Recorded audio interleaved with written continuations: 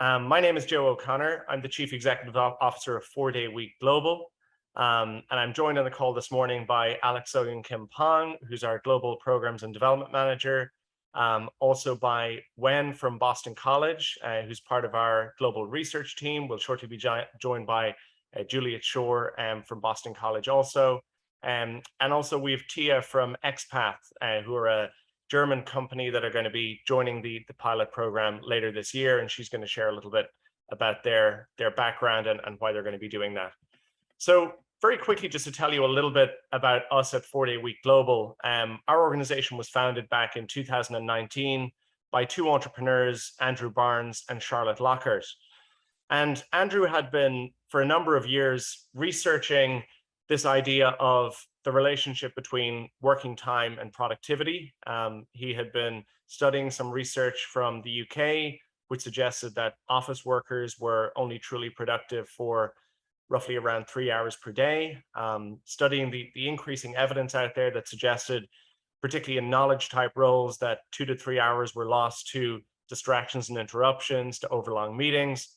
So back in 2018, in his own company, Perpetual Guardian, who are a real estate and trust company in New Zealand, they launched a trial of the 4-day working week. And in this trial, in exchange for an extra day off, they were trying to achieve a sharper focus on output and on productivity. And what he wanted to figure out was, could he deliver better business performance through this approach? Their trial was a huge success. It led to increased productivity, increased employee well-being, increased employee engagement. And it was the first trial of its kind internationally, which was studied by independent academic researchers from the Auckland University of Technology. So that trial back then attracted pretty significant global interest, global attention, and global coverage, given that this was back well before the 4-day work week was quite the global phenomenon that it's become over the course of the past year in particular. So our organization since then has been supporting companies all over the world to trial or transition to this reduced hour productivity focused approach. And over the last year, we've been running pilot programs worldwide to support companies to run coordinated 6-month trials of the 4-day work week, which are being assessed by independent researchers. So I'm going to talk to you a little bit more later about what the pilot involves and the support that we provide to participating companies. And also, Wen and Juliet will speak to you a little bit about the research that we're undertaking. First of all, I'm going to hand you over to my colleague, Alex. And what Alex is going to do is give you a little bit of an overview of the growing 4-day week movement around the world, and also talk to you a little bit about why companies move to 4-day weeks and the kind of results that they've experienced in doing so.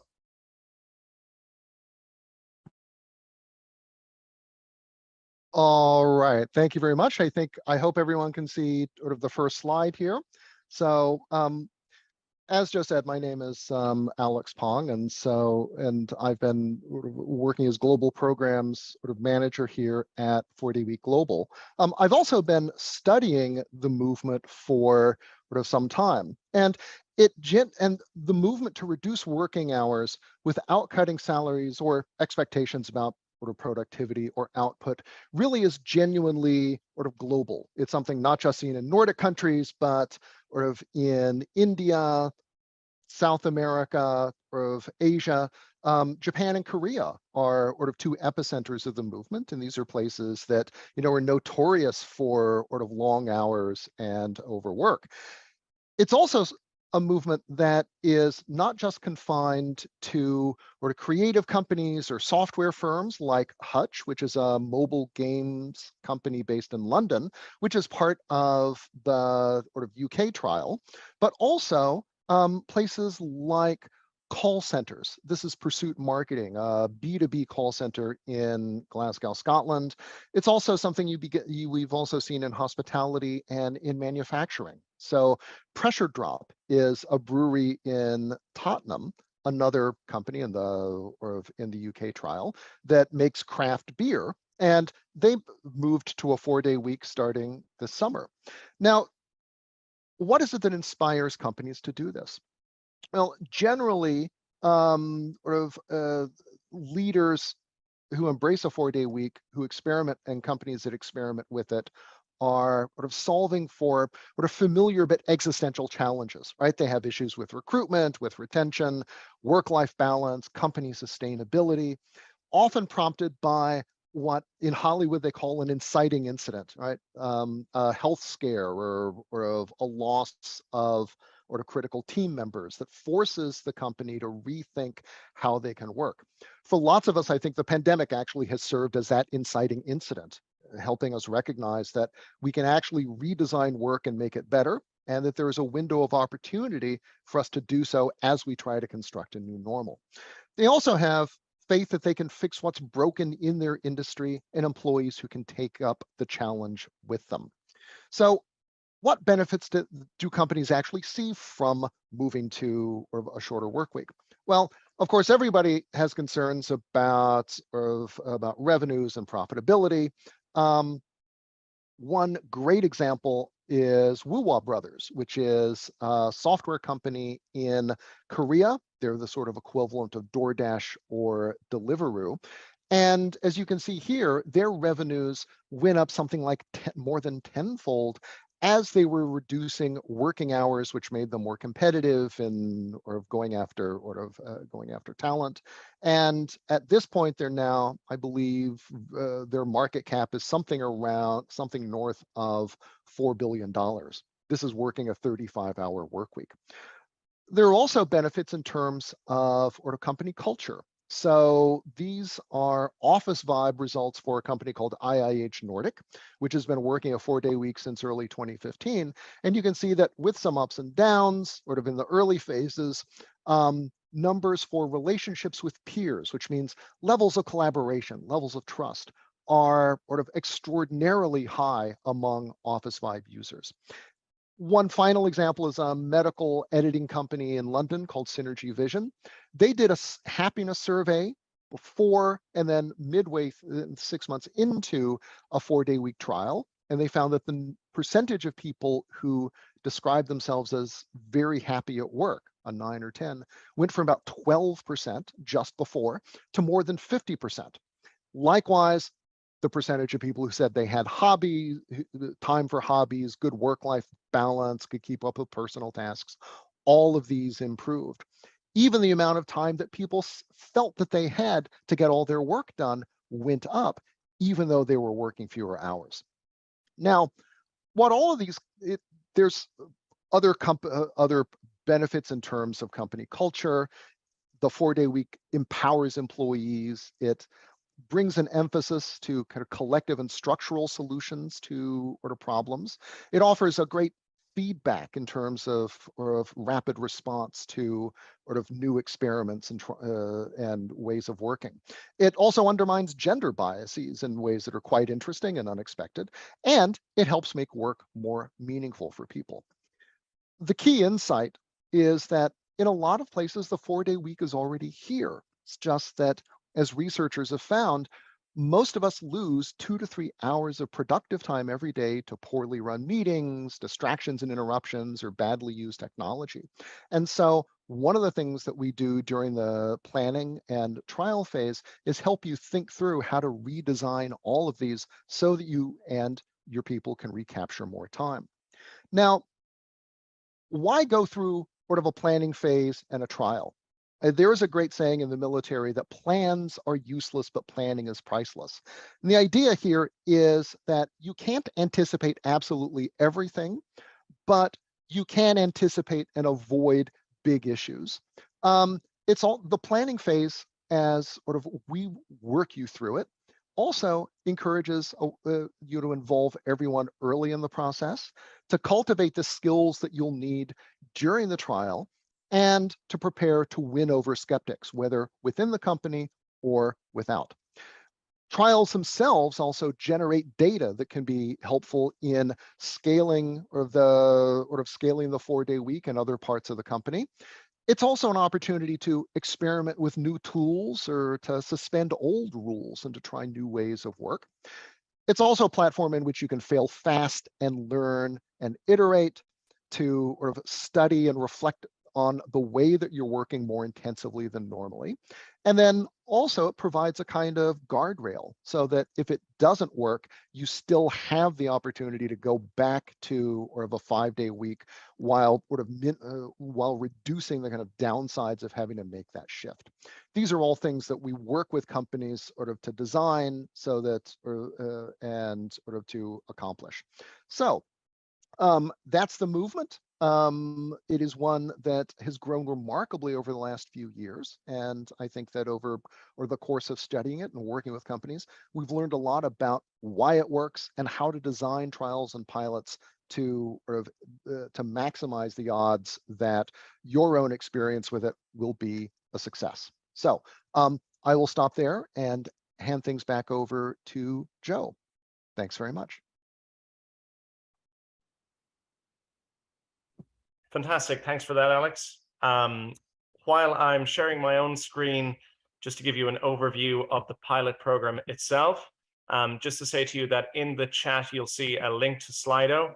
So after we're finished the overview presentations, which we will be probably in about 15 minutes, we're going to be going to all of your questions, either about how to implement the 4-day week in your company, specific issues or challenges that you might anticipate facing and how to overcome them, and also specific questions about the pilot program itself, what's involved, and so on. So please, over the course of the next 15 minutes or so, if you've got any questions, be sure to engage with the Slido link. So as I mentioned at the start, our organization, which was established in 2019, supports businesses all over the world to implement reduced hours working.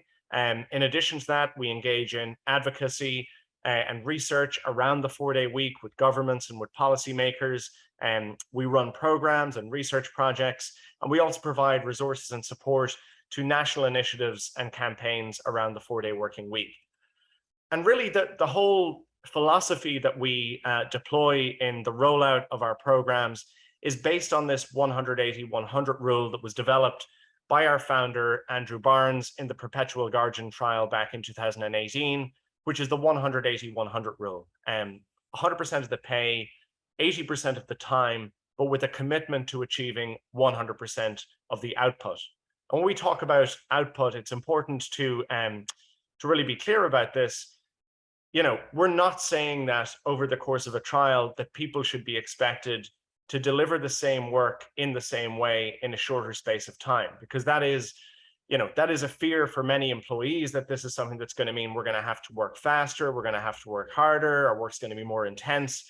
This is really about figuring out how you can deliver the same results, how you can deliver the same performance with fewer or with more efficient inputs.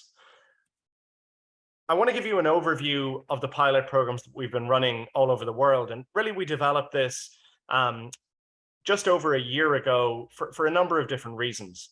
The first was, in our working with companies and with leaders all over the globe, one of the big pieces of feedback that we're getting from people was that, and maybe this is starting to change and this will no longer be the case in a few years' time, but certainly for those early adapters and pioneers that were implementing this over the course of the last few years, a lot of leaders reported that it was a very lonely space. You know, even if it was going very well for their own business and was delivering good results, often they were the only company in their industry that was actually doing this. So we felt that there was some value and some agency to creating a network that would enable leaders to share, to collaborate, and to learn from different ideas and different experiences. Secondly, we really wanted to try and demonstrate that the very positive success stories and case studies of companies that we had worked with, that I'm sure many of you have read about and seen in the media, that this could be replicated on a much broader scale. And these pilot programs are enabling us to demonstrate that. And then finally, really from a practicality perspective, as we've seen, a huge increase in demand and momentum behind this idea over the course, in particular, of the last year, this enables us to support a lot of companies collectively at scale.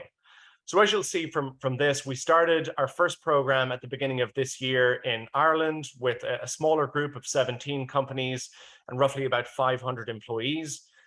We then had our second program launched in North America in April. We had 40 companies with over 3,000 employees. The largest trial of reduced working time that we've seen not only that we've run, but anywhere in the world, was the trial in the UK that started at the beginning of June, which we're running with our partners at Autonomy and 4-Day Week UK, with over 70 companies and 3,000 employees. Further programs then in Australia, New Zealand, and the Pacific. We have a second program currently rolling out in North America. And this represents the first time that we've run a program across the entirety of Europe. And really, as we've been running these programs over the course of the last year, the kinds of interest and inquiries that we've been getting from companies right across Europe has been radically increasing. So this is a really exciting opportunity, and I think a landmark moment for the 4-Day Week campaign, that we're hoping to see companies from all across Europe participating in this pilot and participating in this research. So what's involved in this, and what do we provide as part of this process? So really, from our point of view, this is a 12-month arc, which involves 3 different phases. The first phase is the one that we're launching today with this, the first information session that we're running for interested companies and interested leaders, which is really about, you know, engaging with people about what this is about, exploring the idea with companies and leaders that are interested, and signing up companies to participate in the program itself. We then, in November, will be entering into what we call the pre-trial planning phase. And from our experience, this is actually arguably the most critical phase of the whole process. The vast majority of companies who don't make this work and don't end up making the 4-Day Week a success or making it permanent, really it tends to be in that period. It tends to be because in the pre-trial phase, maybe their leadership gets cold feet or overthinks it. Maybe there's a big change within the business that means that they have to shift direction. Or maybe it's the case that they come up against some kind of an operational barrier or blockage that means that they actually don't go ahead with launching the trial itself. The success rate of companies who actually start the trial and conclude their 6-month trial is incredibly high. We've just recently done a check-in with companies participating in our UK pilot, and out of those companies in a midpoint sentiment survey, we had exactly 1 company who felt that their productivity had reduced. Everyone else felt that they'd either been able to maintain or improve productivity over the course of the trial. But a lot of this success is down to getting that pre-trial planning phase right and figuring out the kinds of changes to work practices and efficiencies that need to be delivered within the business before flicking the switch to move to the 4-day work week.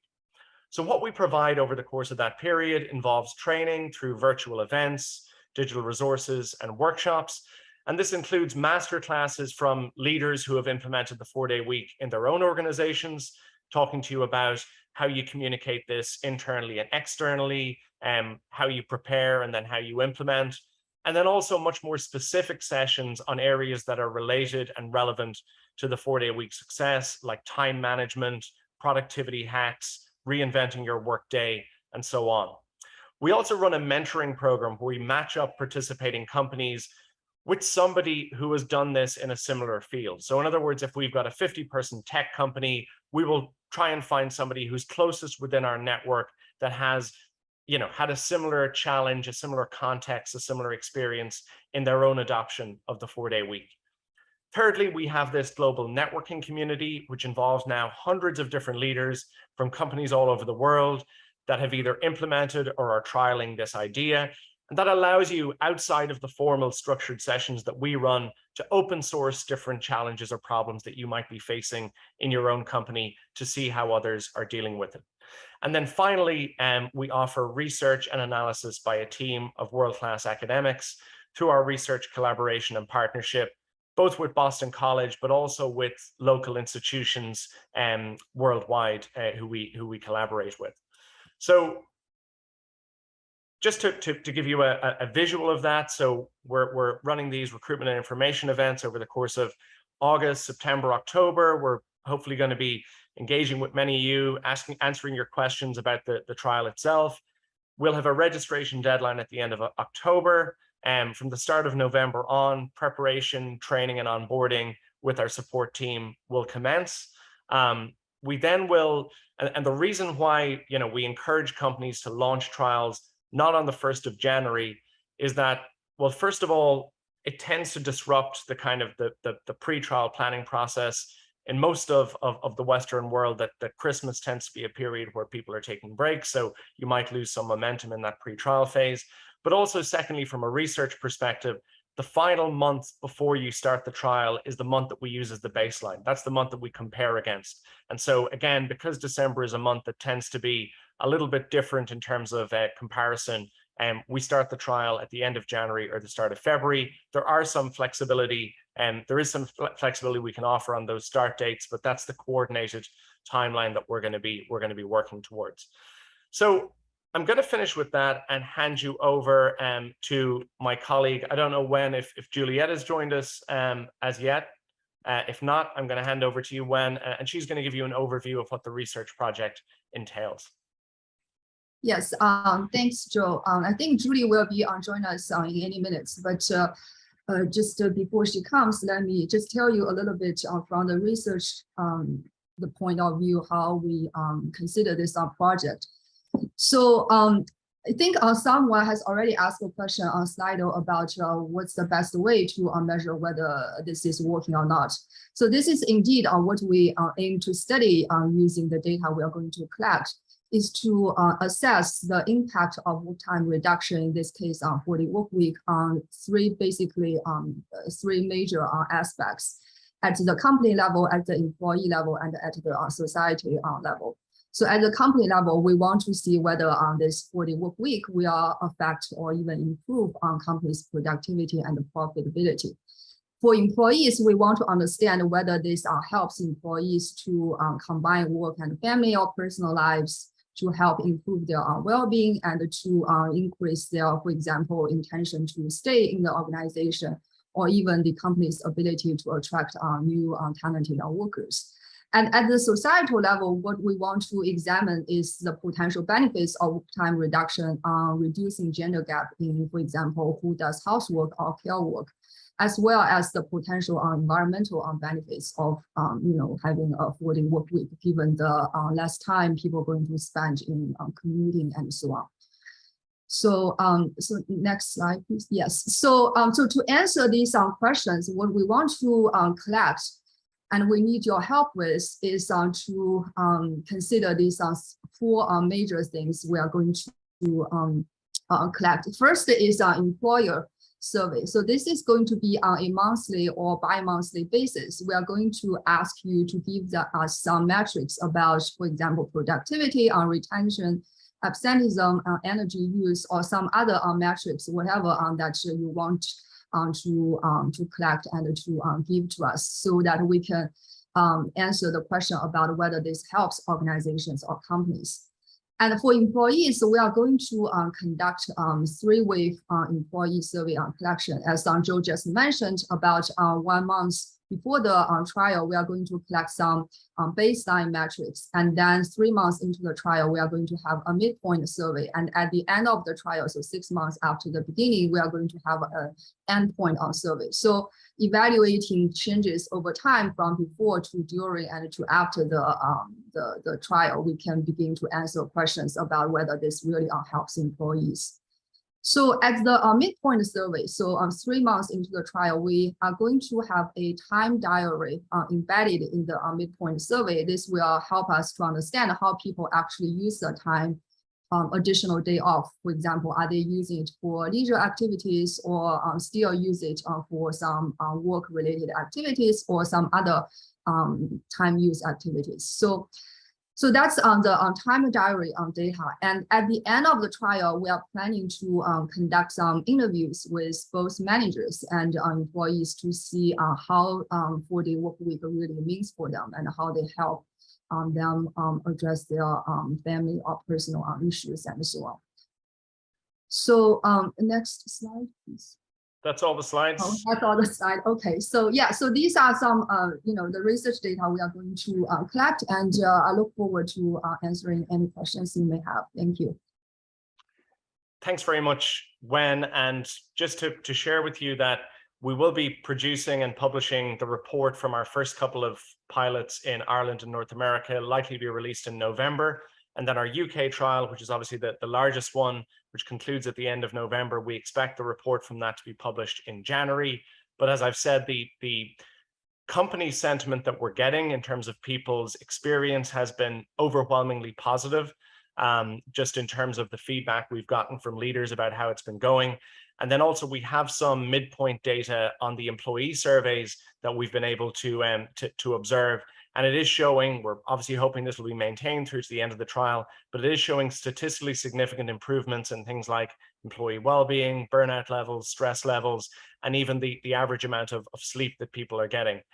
So just to make you aware that data and that information is coming, but the early look at it is certainly very encouraging. I'm now going to hand over to our last speaker before we get to your questions, which is Tia Robinson, the Chief Executive Officer of Expat, a training and consultancy firm in Berlin, who have already signed up both to participate in the pilot program that's going to be taking place in Europe, but who are also going to be helping to promote this initiative alongside us in Germany. So over to you, Tia. Thank you. Joe, I think I would just share a few words about why we were motivated to participate in the trial, and then a little bit about what we are aiming to do in Germany. Is that okay? Okay. So I'm the co-founder and CEO of Expat. We're here in Berlin, in Germany, and we are about 10 years old. We've grown to 65 employees, largely in the last 2 years. So it's been a good pandemic time for us, but we see a lot of challenges connected to that with employee retention and workload, and company culture has been affected a lot by growing so fast during a time when no one was really in the office like normal. Even before the pandemic, employees were asking us to go down from 40 hours. And we had already granted a couple of requests before the pandemic to do so. And actually in 2020, we had to put a freeze on any employees asking for less than 40 hours because everyone was asking us. And we were like, well, we can't do it, here and there for everybody. Some people 32 hours, some people 30, some 25. We need a better system if we're going to do it. And at the same time, the COO and we both don't work 40 hours a week for personal reasons, for me because I'm a mom, and for him because he's writing a book. And we really thought, okay, it's time to make this a more systematic thing. And, the rights that we give ourselves to work less than 40 hours, we really want employees to have that too. So my aim is that it will enable us to attract more talent. We don't pay the highest salaries in our industry. We're somewhere in the middle because we're a privately run company. We don't have venture capital. We'll never be able to pay the highest, but we do believe we can be the best place to work in our industry in Germany. And I really think that this is a huge and, giant experiment moving in that direction. So I'm really excited to get started. And as Joe said, we're trying to lead the movement in Germany. So I would especially be happy to hear from anyone else who's in Germany. We're aiming to do some social media activities. We've just started doing this and get together a coalition of companies, but also maybe volunteers or local organizations like the Chamber of Commerce here in Berlin, etc., who might help us spread the message. Yeah. Thanks. Okay, fantastic. Thank you very much, Tia. Before we get to Q&A, we've been joined by Dr. Juliet Shore from Boston College, who myself and Wen mentioned earlier in the call. Julie, you can take it that we've given a pretty good overview on the research, but if you want to maybe quickly introduce yourself, that'd be great.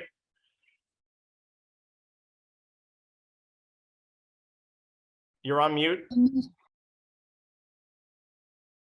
Oh, sorry about that. Hi, everyone. Great to see you.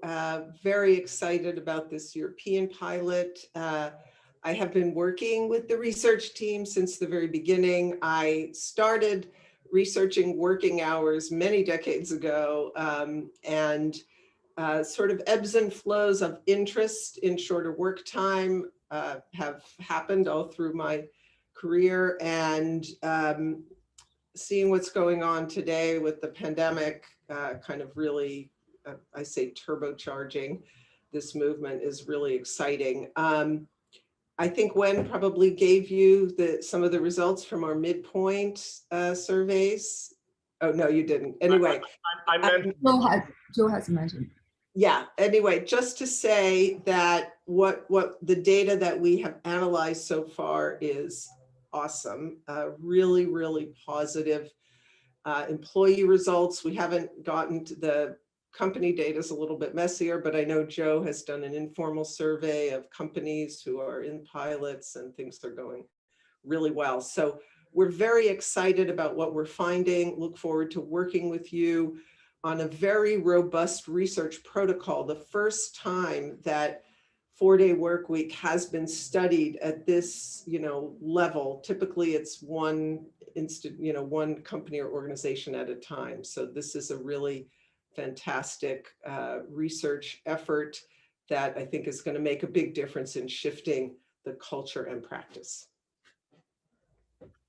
Okay, fantastic. Thank you so much, Julie. All right, so we're going to get to your questions now. We have 9 in so far, which I'm confident we'll be able to cover within the time that's left. And obviously, if you've got further questions that arise during the course of the discussion, please feel free to share them. The first one I'm going to go to you with, Alex, which is from John. John asks, he says that they have a very committed staff at his organization, first and foremost. And there's some skepticism that the 4-day week can really add value. And what evidence can you give that would counter that skepticism for an organization like this that doesn't really have an issue with staff commitment? Well, I think that the first question is, how valuable do people consider their time? If you cannot imagine your life improving by having another day off every week forever, then this is definitely not for you. I think also that that there are, for people who really take to the 4-day week, I think that they tend to be folks for whom it's actually kind of an interesting challenge, right? There's a technical challenge to it. It's something where maybe you've been working in your job, your profession for a number of years, and figuring, and you may be accustomed to doing the super long hours. That's a thing that's been part of your life. And now figuring out how to do really good work, working in a different kind of way, offers an opportunity to solve a bunch of new problems that keep you interested, but also help make the work itself more sustainable. And then at the company level, there's a treasure trove of data and stories that we can get into that show that certainly it works in a lot of different places. Whether that stuff is convincing to a particular group, who knows? But certainly lots of places start out skeptical, but turn into converts. Thanks for that, Alex. And yeah, I mean, this is something that a lot of the organizations that we've worked with have described as both the cheapest and most efficient process improvement strategy that they've ever deployed, and also one of the best team building initiatives that they've ever had. That this is something that, regardless of how committed or how busy people feel, giving them a platform and an opportunity to really, alongside their colleagues, figure out where in the business the inefficiencies, the frustrations, maybe the misplaced resources are, and offering the chance to both make the business more efficient, but also to deliver for themselves and their colleagues this transformative benefit of an additional day off, is a challenge that I think even some of the most skeptical employees early on tend to rise to. And this is something we cover a lot in the pre-trial planning phase around how you overcome, different groups within your organization, because you might have some skeptics, you might also have some early converts, you might have some people who are convinced it won't work. So a lot of what we try and help companies with is how do you actually tailor your message internally to best fit the needs of these different groups within the organization. I have a question here, which I'm going to start with you again on, Alex, which is how other companies have measured productivity.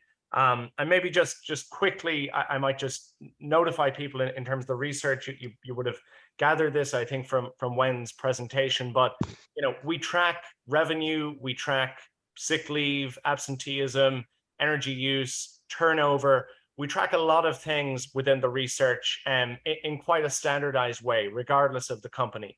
The one area that we don't have a standardized across the board approach to is productivity, for obvious reasons, because you can't measure productivity the same way in a retail company versus an IT company versus a tech firm.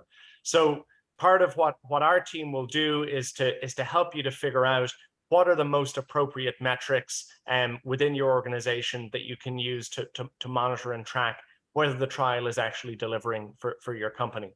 So Alex, maybe if you want to get into both philosophically, the approach the company should take in relation to productivity, and maybe any specific examples you want to share. Sure. So, first off, I think that the kind of rule of thumb is use whatever measures you've already got, if you're comfortable with them, and especially if people are comfortable with them. And this is partly that everybody knows kind of how to interpret both company performance and their own performance using familiar tools.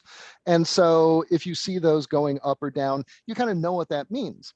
If you try and simultaneously move to a 4-day week and introduce some new radical measurement system, then that you're going from playing 4-dimensional chess to 8-dimensional. The other thing I think is that in addition to sticking with whatever measures you've got for kind of company health, that it's also valuable to kind of get pulses of sentiment. In other words, kind of how people are feeling about the trial itself. Because if people if people are feeling super stressed or feeling really good about it, that gives you an additional measure of how well things are going, and maybe some early indication that that you might have some issues that will begin to show up down the road in the numbers. Once we're into the trial, though, there's an awful lot more that we can say about kind of the politics of measurement, about why you shouldn't try to measure too much, about how you can craft these things so that if you have to convince a skeptical board, for example, you can do that in a way that does not put too great a burden on your managers. But this is it is a long and complicated conversation that it features as a big part of the planning and trial process. So, but back to you. Thanks, Alex. And certainly our experience has been that an approach which really focuses on collective measurement at the organizational level, the team level, the department level, trumps a very individualized approach. And that's for a couple of reasons. First of all, this really relies on a culture of trust and a partnership approach between leaders, managers, and employees in order for it to work. And secondly, individual measurement is likely to engender individual responses. Collective measurement is more likely to engender collective action. And, we're not saying that we believe 20% of waste or 20% of unlocked potential exists within individual employee behaviors. There's some evidence out there that there can be, positive behavioral effects as a result of this, whether it's due to people being better rested and more refreshed, people maybe spending less time doing non-work tasks during the work week because they have the additional day to do that. But most of the productivity gains that come from this come from collective action and collective changes. So as a result, the measurement system that you put in place should really reflect this reality.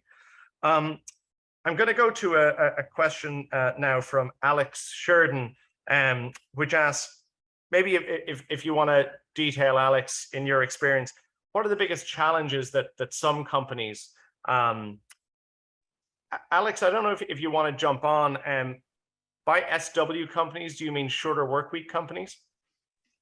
No, I meant software companies. Okay. So what are the biggest challenges that non-software companies face when they introduce 4-day work weeks? So, I think that the sort of on the kind of operational side, I think that the biggest issues across companies have to do with sort of getting sort of everybody involved early on, so that in the planning process, so that during the pilot there is sort of you've got both enthusiasm and also a sense that this is something that everybody is going to work together in order to sort of make succeed. I think that there's also that the kind of our cultural assumptions about the necessity of long hours and the necessity of being always on are really, really deeply embedded in most of us. And it takes time actually to kind of back away from those and to feel okay about that.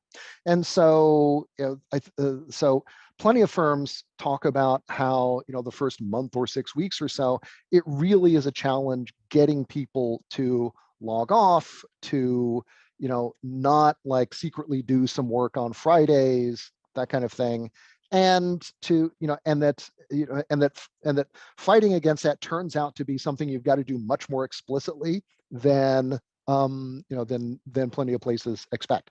I think the other big thing I see is that this success requires a lot more kind of formal of communication and coordination than many companies are accustomed to. Being explicit about when people are out of the office, about expectations about when people are in the office, about handovers between, for sort of client accounts between, one group and another. It is really, it turns out it's difficult to under communicate and under plan that kind of stuff when you're sort of shortening the work week. So those are some of the major operational sort of cultural things that I see companies having to sort of really work through in their early days. Back to you. Thanks, Alex. I'm going to take a question from John about how the 4-day week works for part-time staff.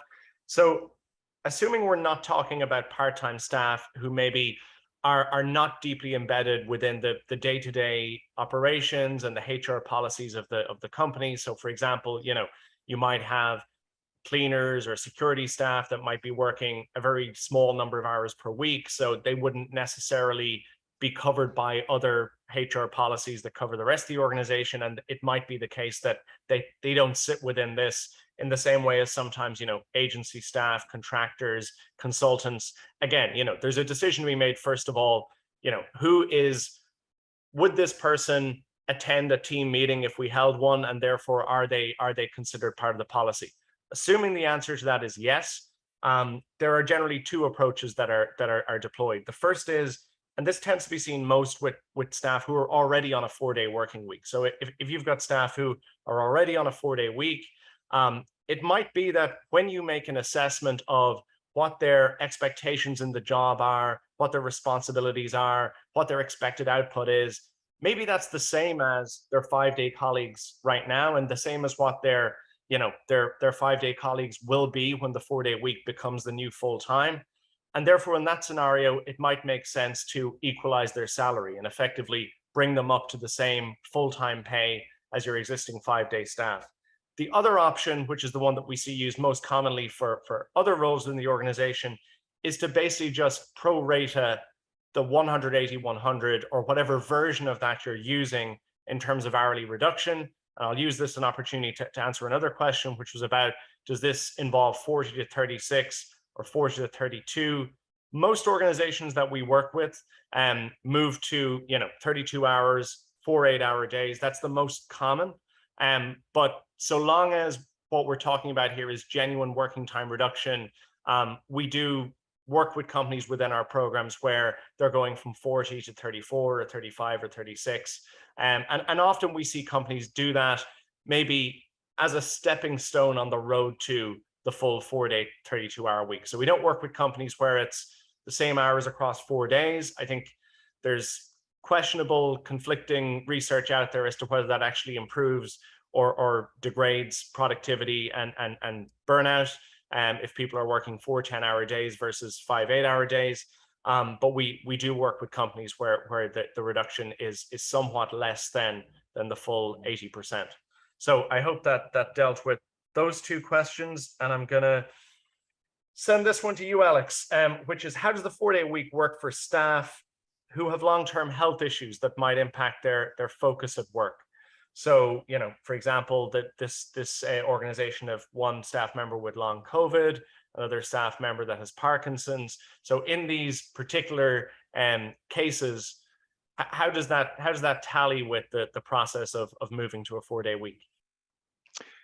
That is a really good question. And in all honesty, I think that we don't yet have a definitive answer. You know, on the plus side, clearly, sort of giving people back more time for rest, recuperation, et cetera, is going to help anyone's health, whether you have sort of these kinds of chronic issues, long-term issues, or not. I think on the other hand, you can make a case that having to, you know, sort of spend more time in deep focus mode might be something that is going to sort of conflict with sort of long-term health issues. But finally, on the other side, and I'll sort of stop going from one side to the other with this, I think that the, you know, sort of, you know, so much of what of what companies do when they sort of move to shorter work weeks is redesign work time so that you carve out periods of the day where you don't have to multitask, you don't have to answer the phone, you can be a little of antisocial and heads down, and everybody gets that at the same time. And everybody supports everybody else in making that possible. And so I think what that suggests is that psychologically, you know, even though it looks like people are working harder, your sort of cognitive load in order to manage that intensity is also lower. You remember sort of that Synergy Vision sort of survey that I showed that said, you know, there was a perception, you know, a larger number of people had the perception that they had all the time they needed to finish their work 6 months into a 4-day week trial, even though they were working 20% fewer of hours per week.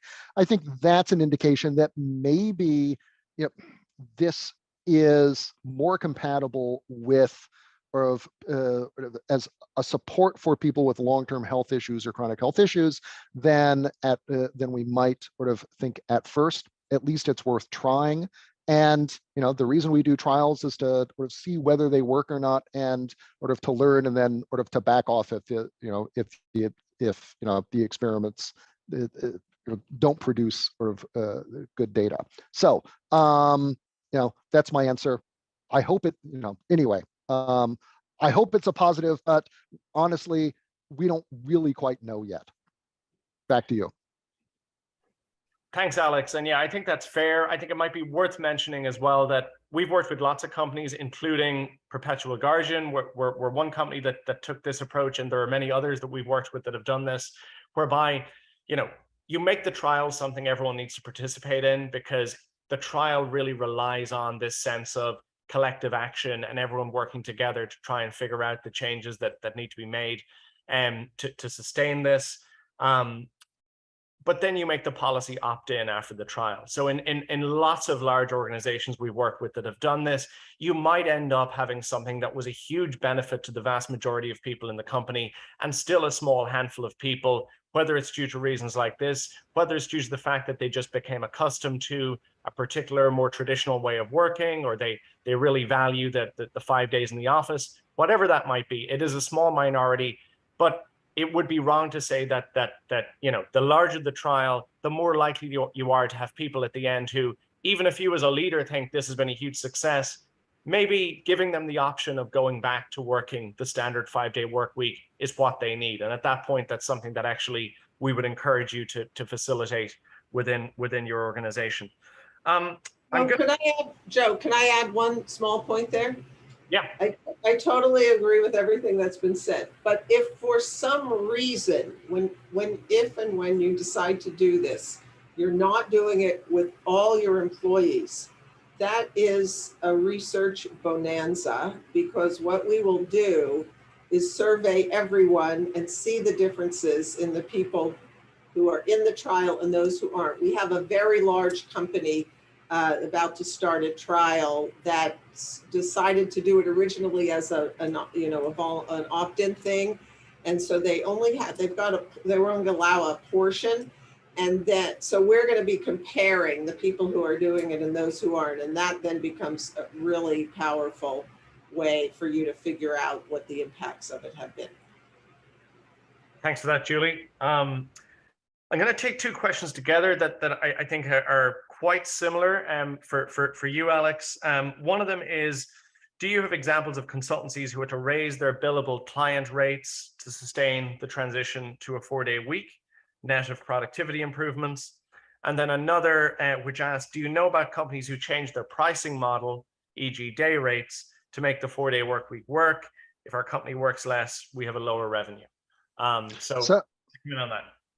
Okay, so there were two approaches that I'm seeing. One is there are companies that move from sort of hourly or daily billing to sort of project or value-based billing before moving to a 4-day week, and essentially sort of that eliminates the question, sort of the time question, right? You're delivering a product and it doesn't matter how many the number of hours that you take to deliver it is essentially sort of an internal private thing.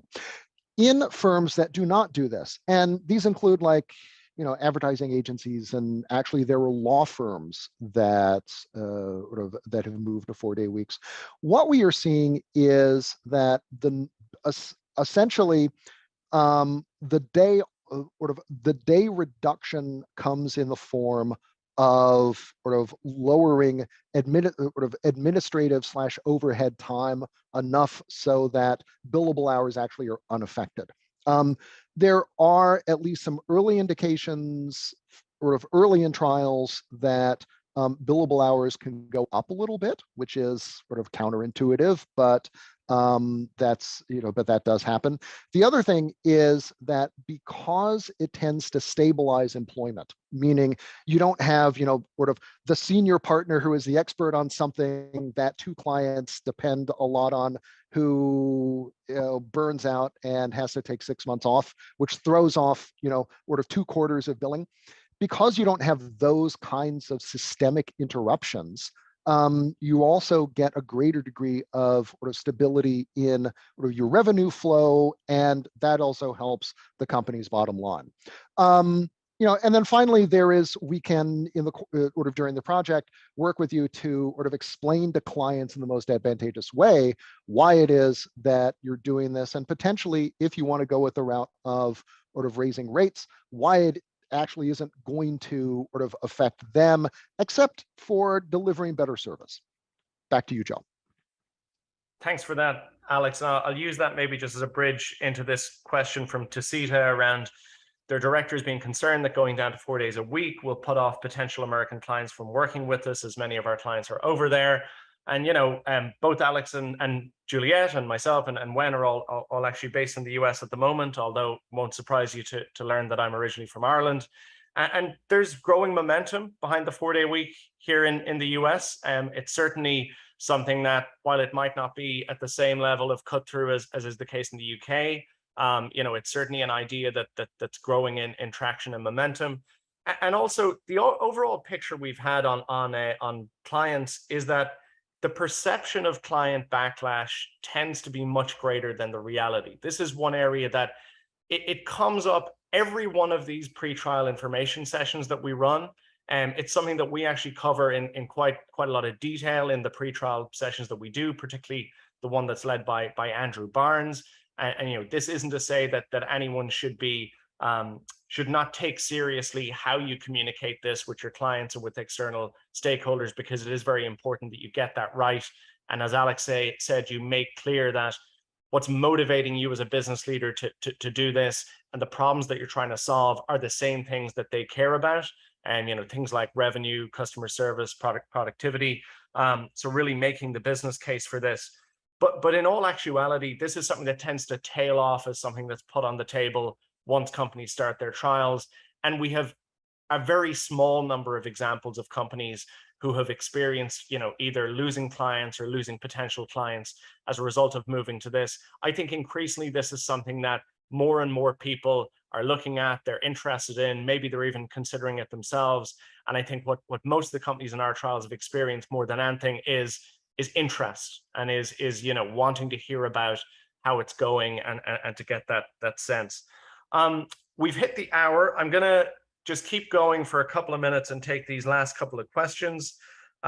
So maybe this one for, okay, I think we're actually near enough there. I'm gonna just take this one from Oren, which is there a cost to take part in the 4-day workweek trial? So we're a not-for-profit organization. Pretty much all of our funding to run these programs and to sustain our operations and activities comes from contributions from companies who participate in these programs. And we have a sliding scale for participation, which is based on the size of the trial. So in other words, the number of employees either in your company, if you're doing it in the entire company, or in the trial if you're doing it in a part of the company. So it's €2,000 for companies with less than 20 employees, and that scales up depending on the size of the company taking part. So what we have basically is a collaboration agreement which sets out what we would expect from you as a participating company, what you can expect from us in terms of the supports that we'll deliver and that we'll provide. And we can obviously share this information with anyone that's interested after the information session. So what I might do is I'll just pop in the chat program@4dayweek.com. That's program spelled the American way, PROGRAM @4dayweek.com. So for anyone that's interested in following up with questions, or who wants to go ahead with signing up for the pilot, you can do it there. I think we've got to almost all the questions. If there's any questions that we didn't get to pick up, please feel free to drop us a line on that email address, and we'll make sure to come back to you. I think I can speak for Wen, Alex, Julie, Tia, and everyone on our team that we're very excited about the prospect of this pilot, and we're hoping that we'll be able to share the journey with many of you over the course of the next 6 to 12 months or so. So thanks very much for your engagement and for your time, and we hope to speak to you all soon.